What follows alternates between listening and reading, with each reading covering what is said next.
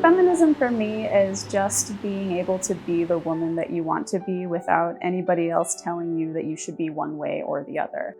So if you want to be a stay-at-home mom and raise 4 kids, you can be that. If you want to be a stay-at-home mom and raise 4 kids and also work, you can be that as well.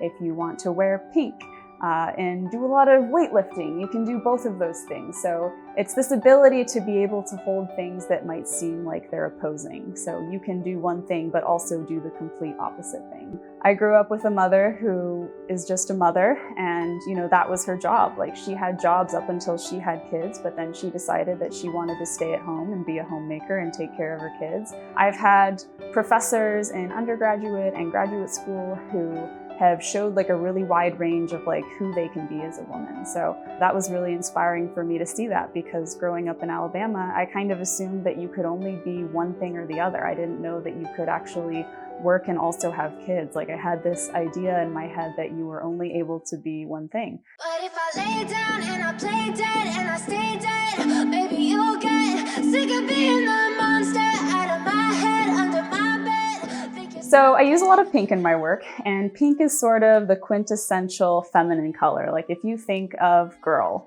you think of the color pink, the same way that like you think of boy, you think of the color blue. And I know that's not something that we want to standardize. We don't want that pink to have to be that color associated with women, but like, it is the color associated with women, and it's probably going to be for a really long time just because society has deemed it that way.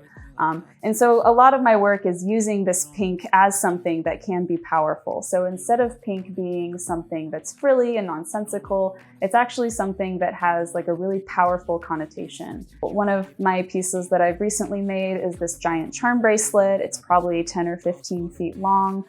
Fully ceramic, everything is bedazzled and covered in like this really slick fabric. And on the charm bracelet, there's a bunch of charms that you would normally see, but then some other charms that you might not typically see. And so you get a little closer and you see items that, society thinks is a little taboo, or these topics that are maybe a little taboo. So there's a tiny vibrator, and there's a tampon, and there's a tiny birth control pill pack or an IUD.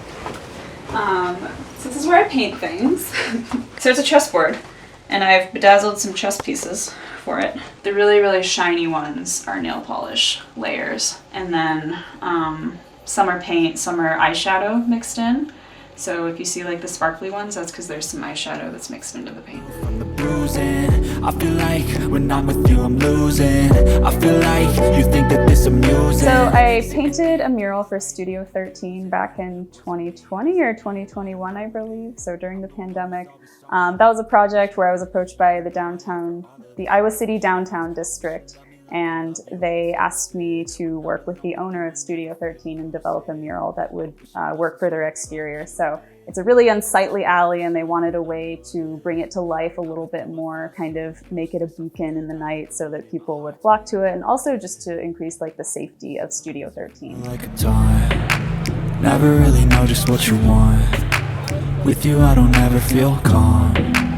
I can feel the sweat inside my palm. Play with me like cats and a string. Okay, you don't understand the 10 minutes, we're starting. So I teach a life drawing course, 2 sections of a life drawing course at the University of Iowa. I'm in the painting and drawing department. And so this class is a class where I bring in nude models and students learn how to draw the figure. So we start with gesture drawing, we go into talking about individual body parts, and we really focus on just how to like draw the musculature of the body and just draw like the different textures and appearances of these different bodies that we have. They start to see that like, yes, everybody has wrinkles, and yes, everybody has cellulite, and yes, everybody has freckles, and all these different features that some people might think before was, maybe undesirable. And so these features start to become something that they see in themselves and they see as beautiful.